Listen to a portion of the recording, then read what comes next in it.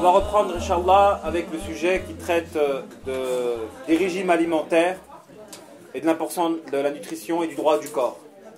Parce qu'il est vrai qu'Allah subhanahu wa ta'ala nous a accordé des bienfaits, en l'occurrence le corps.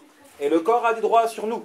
Et c'est pourquoi je vais commencer justement ce cours-là sur le sens de la baraka. Qu'est-ce que la baraka? Quand on dit de quelque chose, quand est-ce qu'on peut dire qu'il y a de la baraka? En réalité, la baraka, c'est lorsqu'un bienfait offre la plénitude de son bienfait. Lorsqu'une chose offre la plénitude du bienfait associé. On dit d'un fruit qu'il y a de la baraka en ce fruit-là lorsqu'il rassasie. Il rassasie rapidement, en peu de crocs. Tandis qu'une nourriture que vous consommez, que vous alignez et qui ne rassasie pas, ne possède pas de baraka. Donc la nourriture qui vous rassasie rapidement en peu de bouchées est une nourriture qui possède de la baraka. Tandis qu'une nourriture où vous mangez, et ça vous est tous arrivé, sans doute, d'aller dans un restaurant, de manger et d'être déçu dû au fait que vous avez mangé mais vous avez toujours faim. Vous avez autant faim. Parce qu'il n'y avait pas de baraka. Donc la baraka, c'est le fait qu'une chose apporte de la plénitude du bienfait associé. Et donc le corps, lorsqu'il n'apporte pas complètement les bienfaits associés, on peut dire qu'il est privé de baraka. Et j'irais même jusqu'à dire que lorsque l'on ne respecte pas le droit du corps, en le droguant, par exemple, par de l'alcool, par des drogues autres, etc., Allah subhanahu wa ta'ala peut nous priver de la baraka. Il y a des châtiments où Allah subhanahu wa ta'ala nous prive de la baraka, d'un bienfait, lorsque par exemple certaines personnes, Allah leur prive de leur capacité physique tout en leur conservant leur lucidité intellectuelle. Ils restent lucides intellectuellement, mais ils leur privent de la capacité physique, des conséquences du non-respect du droit du corps qui les a privés de la baraka. Si on devait imager le cours d'aujourd'hui, on prendrait deux opposés, parce que tout est une histoire de bataille et de guerre, de ténèbres contre l'obscurité ou de graisse contre le muscle. En tout cas, dans le droit du corps, il y a un djihad, le djihad du muscle contre la graisse. Et ne pas laisser la graisse l'emporter sur le muscle, parce que les deux sont rivaux. Si le muscle est bien travaillé, il va prendre l'énergie puisée dans la graisse. Et inversement, si on a une mauvaise hygiène de vie, c'est la graisse qui risque de l'emporter jusqu'à nous déformer physiquement. Donc le droit du corps. Le corps, il a des droits. Et si on ne respecte pas le droit du corps, il est possible que vous n'ayez même plus la capacité de vous chausser. Subhanallah.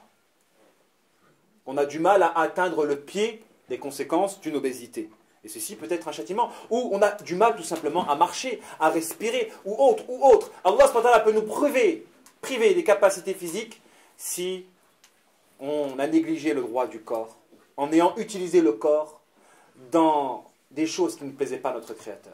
Si au lieu d'utiliser le corps pour adorer Allah subhanahu wa ta'ala, on utilise le corps pour courir derrière des plaisirs illusoires, comme ces drogues-là, qui ne règlent pas des problèmes, qui ne possèdent aucun plaisir continuel, juste des plaisirs illusoires qui nous permettent d'oublier instantanément, de manière éphémère et temporaire, certains soucis et certains problèmes. Comme ces gens qui boivent de l'alcool et qui, en pensant qu'en buvant ils pourront oublier leurs soucis, ne font que se tromper et s'illusionner.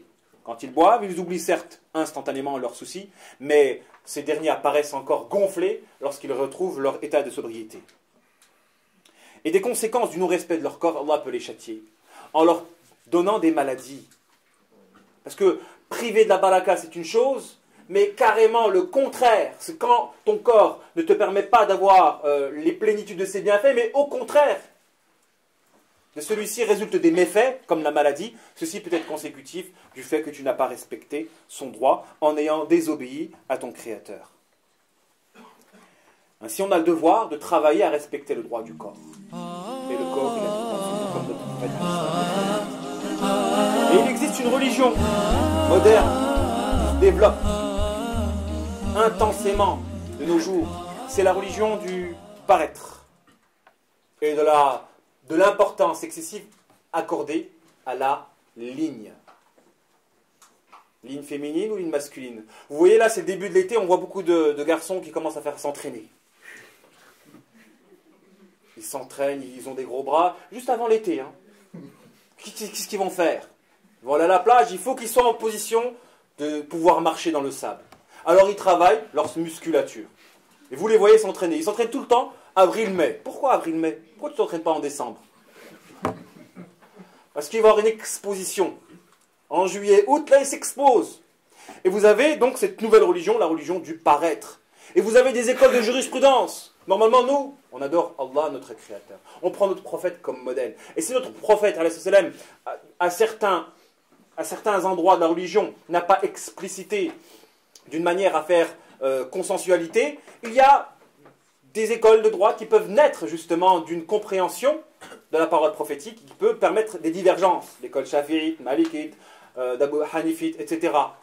Subhanallah, la religion du paraître qui a pour divinité le regard des gens a généré des écoles de nutritionnistes, régime hypocalorique, régime Atkins, régime hyperprotéiné. C'est des écoles et ils se battent, ils font des réfutations sur Internet.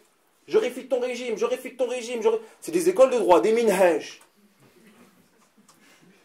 Oui, c'est devenu une nouvelle religion. La religion du paraître et de l'importance excessive accordée à la ligne. Ce qui compte, c'est d'avoir un ventre plat, d'avoir une ligne, fitness, etc., etc. Et les gens, là, ils sont intéressés par cette religion-là, parce qu'ils accordent beaucoup d'importance au regard de l'autre. Donc, nous, on a le devoir de donner à notre corps son droit. On a le devoir d'avoir un corps équilibré, dans de justes proportions. La beauté, on doit l'aspirer. Et si on définit la beauté par la bonne proportion des éléments qui composent un ensemble, on dira d'un corps qui est beau quand il n'y a aucun déséquilibre à l'endroit de la répartition de la chair. Si on définit la beauté comme ça, d'accord, on doit être beau du meilleur que l'on peut. Et on doit éviter justement les déséquilibres qui font la laideur, comme l'obésité ou autre. Mais ceci, on doit le faire pourquoi? Pour plaire à notre Créateur. Parce qu'on a le devoir justement d'avoir une santé, une bonne santé, pour adorer notre Créateur. Et si on doit travailler à donner le droit à notre corps et travailler justement à une beauté physique, on doit le faire en vue de plaire à notre Créateur et de faire en sorte que cette beauté ou cette musculature-là soit au service de la religion. C'est pas à force de se laisser aller, et qu'on n'arrive même pas à faire un footing de 5 minutes. Et ensuite, on veut retourner le monde. Tu n'arrives même pas à tenir un footing ou à monter des escaliers, et ensuite tu prétends vouloir changer le monde. Non, tu dois avoir de bonnes conditions physiques. Et c'est pourquoi notre prophète nous demandait d'exercer justement des activités physiques comme la natation, etc., etc. Donc, il est important, si l'on focalise sur l'importance de la beauté physique ou du corps, et de veiller justement à ce qu'il y ait équilibre dans les proportions de la chair, à le faire en vue de plaire à notre Créateur, uniquement notre Créateur. Parce que dès qu'on commence à placer le regard d'autrui au-dessus de notre Créateur, comme les autres personnes ont placé le lien familial au-dessus de la volonté divine, là, il y a le début de maladie. Et Allah peut nous rendre malades. Et toutes les maladies sont consécutives de ce que nos propres mains font. La boulimie, qui est un trouble des conduites alimentaires caractérisé par un rapport pathologique à la nourriture. Donc c'est des gens qui mangent et qui se font vomir. Donc ils veulent bénéficier du bienfait de la nourriture parce qu'ils ne peuvent pas se priver des bonnes saveurs de la nourriture, mais ils ne veulent pas les méfaits de la nourriture, donc les calories qui peuvent faire augmenter le poids. Donc quelqu'un de boulimique, c'est quelqu'un qui, des conséquences du regard d'autrui, se fait vomir pour pouvoir uniquement bénéficier de ses repas que la saveur, au niveau de la langue.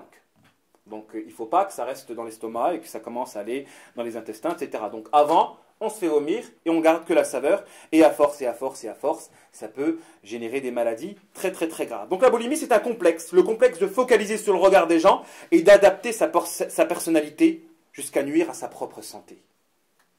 Ta personnalité, parce qu'il y a des personnalités qui sont relatives. J'existe par rapport à l'autre, comment le regard me perçoit. Et en fonction de ce regard-là, je me définis. Il y a beaucoup de gens qui ont cette personnalité-là. Et généralement, ces gens-là, ils ont un manque de confiance immense en eux. Lorsque leur personnalité elle est relative au regard d'autrui, ils perdent leurs moyens. Comme une personne, par exemple, moi je parle en public, si maintenant j'accordais trop d'attention à vos regards, je vais bégayer. Je vais perdre mes moyens. Parce que je vais accorder beaucoup d'attention à vos regards. Et donc, le fait que j'accorde attention à lui, mon être il se fragmente. Et si mon être il se fragmente, je me fragilise. Parce que celui qui est fort, c'est celui qui est unifié dans son être. Si vous faites un avec votre personnalité, vous serez fort. Et vous ne pouvez faire un que par Allah subhanahu wa ta'ala. Dès que vous commencez à avoir une personnalité relative en fonction des gens, et qu'il y a plein de gens, vous perdez vos moyens parce que votre être il se fragmente. Donc quand vous avez des gens qui, à cause du regard des gens, se définissent eux-mêmes, ah ben ça va générer des complexes qui vont détruire leur santé. Je veux être beau à leurs yeux, pour ça il ne faut pas que je mange trop, or je ne peux pas me passer de la nourriture, du coup je mange, je me fais vomir. Dans un processus où je deviens carrément addict à ce processus-là, comme un drogué peut l'être. Ça c'est la maladie qu'Allah subhanahu wa ta'ala donne à ceux qui accordent une trop grande importance au regard des gens, et qui peuvent devenir boulimiques alors qu'ils ne sont pas spécialement obèses ou gros. Il peut même devenir mince, vraiment très très mince, et avoir des anémiques, au point où il n'y a plus assez de nutriments dans leur sang qui circulent, ça peut développer de grandes maladies. Quelles sont les causes de la prise de poids? Quelles sont les causes? Et là, le sujet est très intéressant. Qu'est-ce qui fait que l'on prend du poids? La première des causes est la gourmandise ou l'hyperphagie. L'hyperphagie, je ne sais pas si ça se prononce je le prononce correctement. C'est le fait de manger sans s'arrêter, sans avoir spécialement envie de manger en fait. C'est-à-dire que vous n'avez pas spécialement faim, mais vous mangez. Vous mangez. Je mange ça, je mange ça, je mange ça. Je ne m'arrête pas. Je m'occupe en mangeant, je mange ça. Mais vous êtes rassasié, subhanallah. Mais vous vous arrêtez pas. Donc là, l'hyperphagie qui est une maladie. Et la gourmandise, le fait de manger au-delà du besoin. Parce que certaines personnes peuvent manger au-delà du besoin à titre pour avoir un équivalent d'un antidépresseur lorsqu'ils sont en dépression, lorsqu'ils veulent s'occuper, etc. Ou des conséquences d'une solitude. Ils sont seuls, ils s'occupent en mangeant. Et généralement, ils subissent une pression à manger qui est le fruit d'un démon. J'ai même expérimenté cela. C'est-à-dire une personne qui, dans un appartement, n'a pas spécialement de gourmandise ou d'hyperphagie, et qui quitte l'appartement et va dans un autre appartement où justement il y a plein de petites bêtises, des chips, des machins, et commence à se lâcher. Jusqu'à l'incontrôlable, ne plus se contrôler. Certains environnements développent nos gourmandises. Donc il y a des facteurs extérieurs, comme l'environnement qui peut développer la gourmandise, et des facteurs intérieurs liés justement à des démons dont nous allons subir leur gourmandise, et qui vont nous pousser à consommer alors que nous, on n'a pas spécialement faim. Et là, il va y avoir un développement de l'obésité quantifiable et visible. Donc quand on commence... Donc ça c'est la première raison qui explique, parce que la fameuse règle, on commence à grossir quand les calories absorbées sont supérieures aux calories dépensées. Donc quand on mange plus que ce qu'on dépense, on commence à grossir. Et dans la gourmandise, il y a justement vérification de ce principe-là. La deuxième raison qui explique la prise de poids est une mauvaise alimentation qui est liée à la perte de l'indicateur de satiété. C'est-à-dire lorsque vous perdez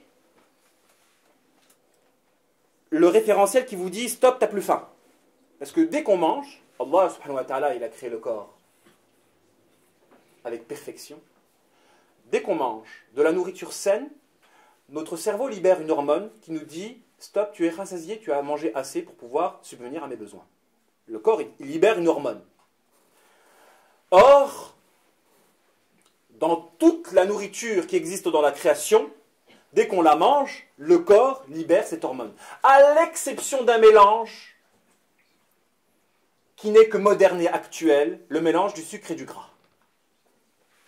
Il n'existe pas dans la création de nourriture composée de sucre et gras.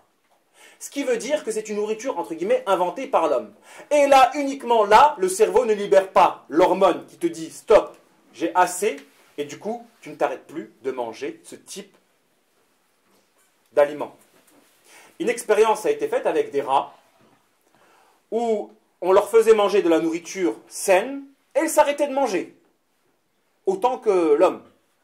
Par contre, on leur a donné la nourriture, un cheesecake, mélangé de sucre et de gras, et c'est là où leur organisme, où ils ne s'arrêtaient plus. Les rats ne s'arrêtaient plus de manger. Et ils gonflent à fond. C'est-à-dire que même les rats, quand ils mangent de la nourriture saine, une hormone est libérée pour dire stop, t'as plus faim. J'ai assez pour mon corps. Ah bah, dès que tu manges ce type de nourriture-là, mélange gras sucré, le cerveau ne libère plus parce qu'il ne connaît pas ce type de nourriture. Puisque c'est dans la création, ce mélange-là n'a été fait que par l'homme.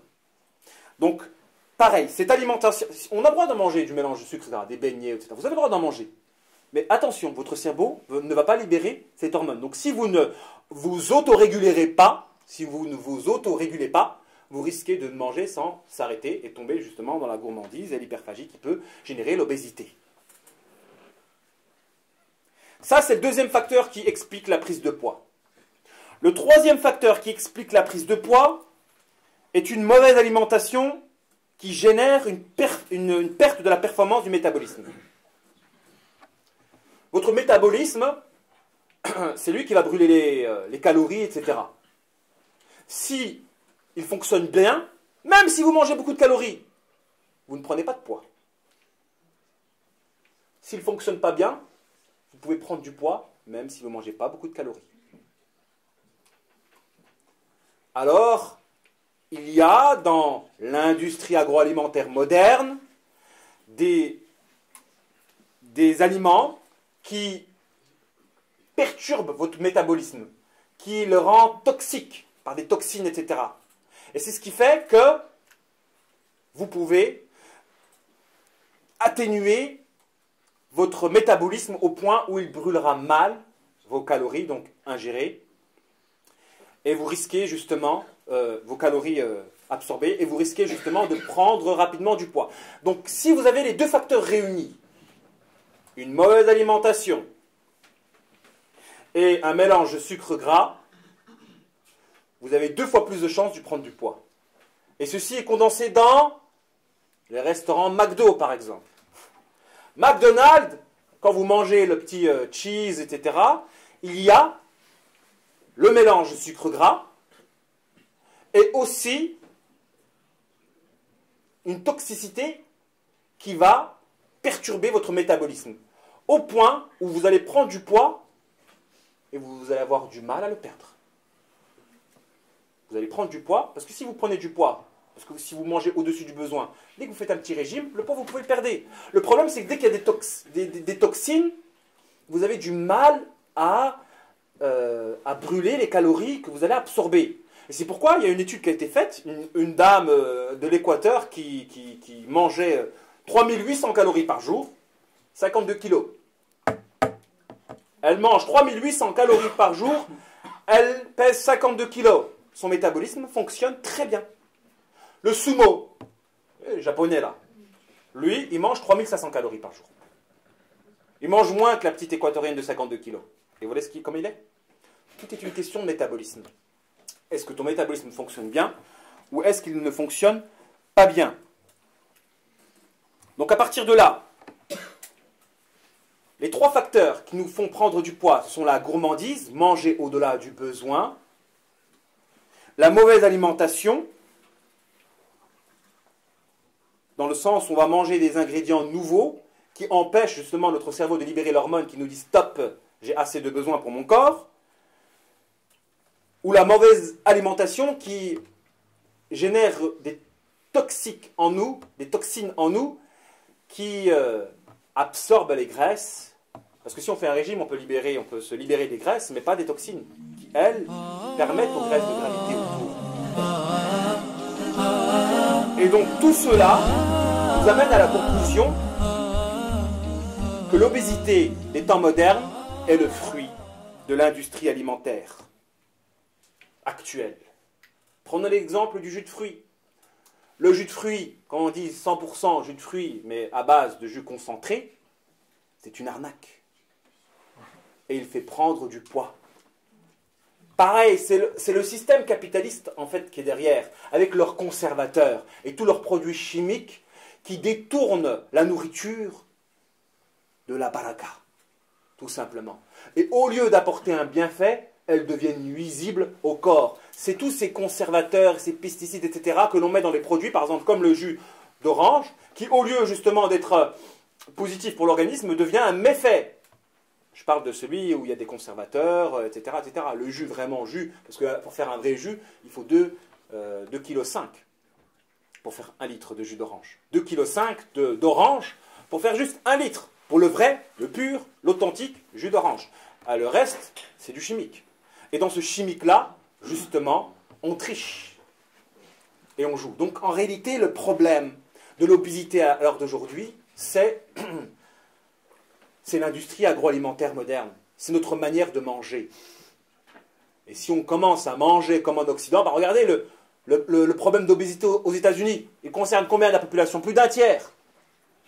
Plus d'un tiers sont considérés comme obèses aux États-Unis, subhanallah. En Angleterre, dans l'armée, ils ont fait des tests pour que les personnes puissent rester dans l'armée à cause du problème de l'obésité.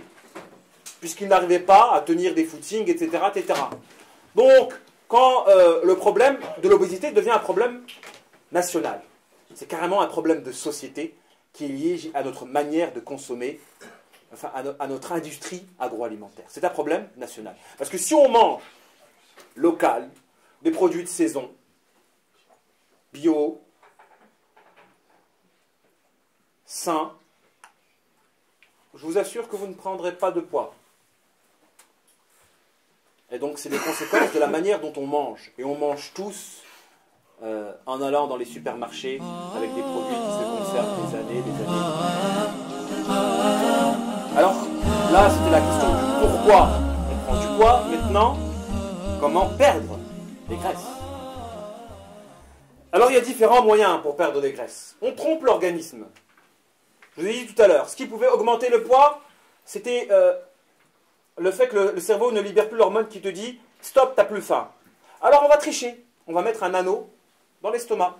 Si on met un anneau dans l'estomac, donc le volume de l'estomac, c'est lui qui nous indique t'as faim ou t'as pas faim, etc.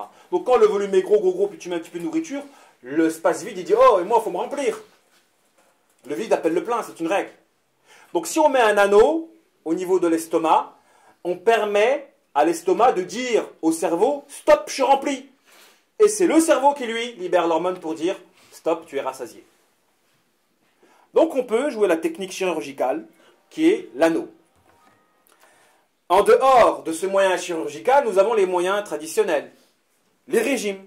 Et il y a plein de régimes, hypocaloriques, hyperprotéinés, Dukan, Atkins, bref, Mayo, des régimes d'exclusion, j'exclus des ingrédients, des régimes dissociés, je dissocie des ingrédients, des régimes détox. Je n'ai pas explicité tous ces régimes, ni dire quel est le meilleur régime par rapport à un autre. La seule règle que je peux dire, c'est que tous les régimes s'équivalent, tant qu'on casse une cadence alimentaire. Vous remarquerez que tous ces régimes-là, ce qu'ils ont en commun, c'est qu'on casse votre cadence alimentaire. Vous avez l'habitude de manger comme ça, sans règles.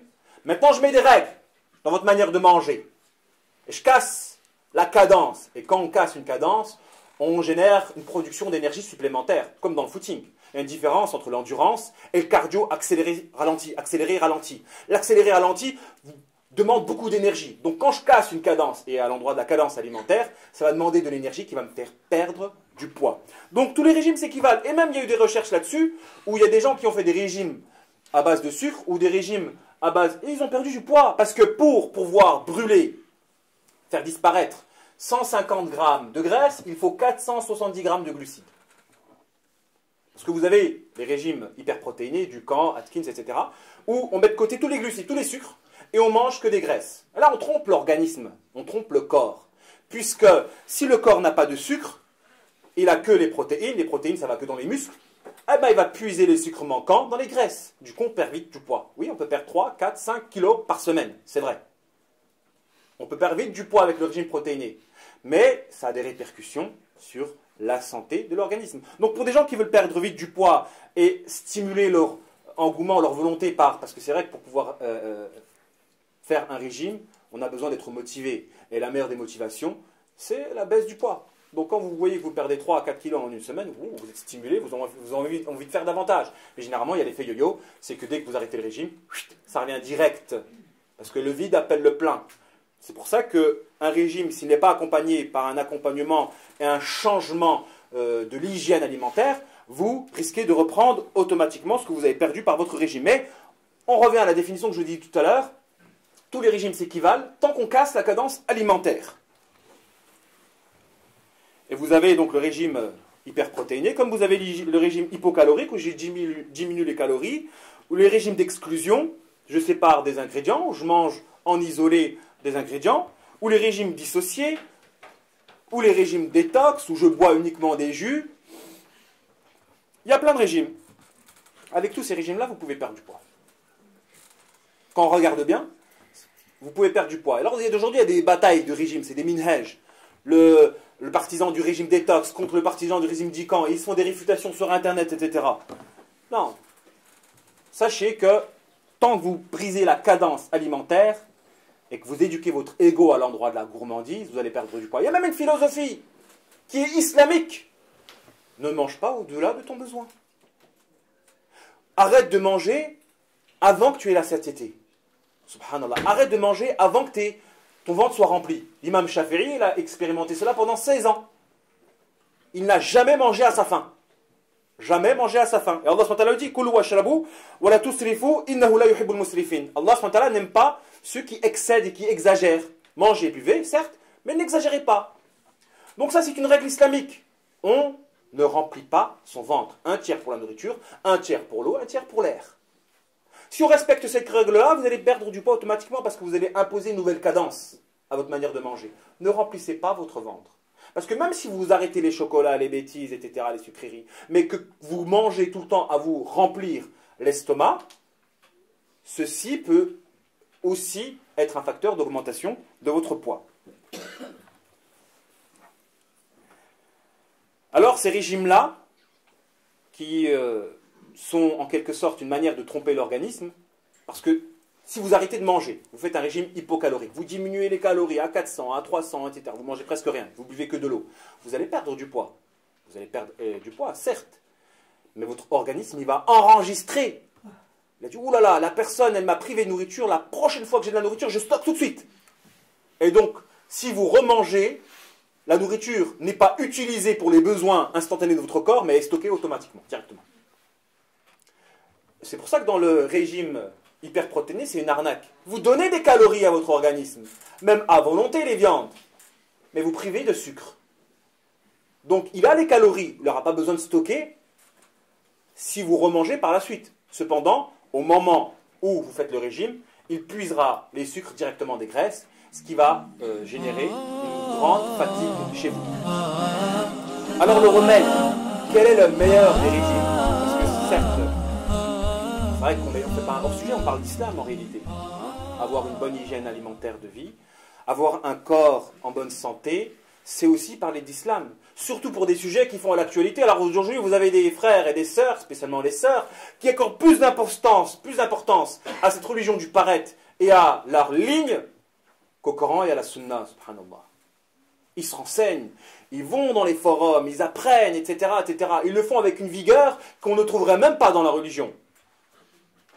L'islam doit traiter de tous les sujets et les dramatiques que l'on ne parle dans les chaires de mosquée uniquement de la prière et du ramadan par exemple, et qu'on oublie les maladies comme la schizophrénie, comme la boulimie, comme tous ces sujets de société qui sont importants et qui font notre actualité. L'islam est global et il englobe et il doit traiter de tous les sujets, en particulier ce sujet-là, parce que la religion est un mode de vie. La religion est un mode de vie. Et din, on le traduit par mode de vie. Ce n'est pas uniquement du cultuel, ce n'est pas uniquement de faire la prière. Prendre soin de ton corps, ça peut être un acte religieux. C'est un acte religieux. Donc, on doit proposer des remèdes. Et donc, le remède par rapport à tout ce que je vous ai dit comprend 3 principes. Le premier des principes, une activité physique. Il faut bouger. ne pensez pas que vous allez maigrir en restant à la maison et en consommant sans bouger. Il faut bouger. Le désœuvrement est un péché. Être désœuvré, ne rien faire, se laisser aller, c'est un péché. On doit bouger. En l'occurrence, prioritairement pour le din. On doit bouger pour la religion, pour la ilaha illallah. On doit bouger, et bouger pour la religion implique que vous bougez aussi pour le temporel. Parce que certes, on doit travailler notre au-delà, mais aussi on doit travailler notre ici-bas. Donc bouger implique que l'on travaille à construire notre au-delà, tout en travaillant à construire notre stabilité ici-bas. Donc on doit bouger, on doit travailler, que ce soit pour le dunya ou pour l'akhira. L'être humain, le musulman croyant authentique, il doit bouger. Donc il faut une activité physique. Et là, moi je parle du sport. Là, il faut bouger carrément aussi à l'endroit de votre sport. Et dans le sport, il y a une thérapie, une guérison magnifique. En tout cas, pour l'exemple du footing, vous vous réappropriez votre personnalité. Quel meilleur exercice que le footing par lequel vous vous réappropriez votre personnalité. Les gens, ils consultent des raqis pour faire des lokas. Je vais faire marocain. Mais si tu es possédé, c'est que forcément tu es dépersonnalisé. Et si tu es dépersonnalisé pour guérir, il faut que tu te réappropries ta personnalité. Quoi de meilleur que de lutter contre la douleur qui fait que tu as du mal à atteindre tes objectifs. Le footing, quand tu fais un footing, tu te bats contre qui? Contre toi. Contre les lourdeurs qui t'empêchent de réaliser tes objectifs dans la vie. Parce que le démon n'est fort que quand tu ne réalises pas tes objectifs dans la vie. Quand tu te désappropries de ta personnalité. Quand tu cours et tu dis, moi je vais courir une demi-heure. Et à 15 minutes, tu ressens une voix en toi qui te dit, non c'est bon, 15 minutes t'es fatigué, arrête. Et tu lâches pas l'affaire. Jusqu'à terminer ta demi-heure, tu as réalisé ton objectif. Et plus tu agis comme ça, plus tu te réappropries ta personnalité, plus tu as une force de caractère qui devient imposante et puissante. Plus ta force de caractère devient forte. Et quand tu es fort, le démon ne t'atteint pas. Parce que le démon ne t'atteint que lorsque tu es faible. La force du diable est proportionnelle à votre faiblesse. Ne soyez plus faible et le diable sera inoffensif. Il ne pourra plus vous atteindre. Donc le premier des remèdes, c'est l'activité physique. Le second des remèdes, c'est une bonne nutrition. Une bonne hygiène alimentaire. Mettre de côté les ingrédients sucre, gras, mettre de côté tous les ingrédients de l'industrie agroalimentaire, jeter les McDonald's par la fenêtre, déjà vous ne devez même pas aller à titre de boycott, pour boycotter ces gens-là, mais mettez de côté ça, subhanallah, mettez de côté ça, parce que ça détruit, il y a un reportage qui a été fait, la personne elle allait mourir carrément. Manger que McDo, à la fin, c'est dangereux pour sa santé. Ça peut générer du diabète, du cholestérol, etc. Tous ces régimes-là, les régimes en tout cas proposés par la religion du paraître actuelle, elles génèrent des dangers pour votre santé physique.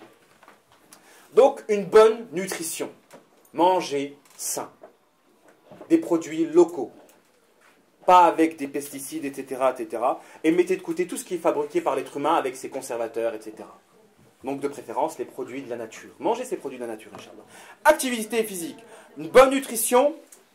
Et troisième chose, puisque je pense qu'on a tous grandi en Occident, et on est tous passés par des sandwichs, des pizzas, des gâteaux, des chocolats, on est tous passés par ces choses-là, il faut faire une désintoxication.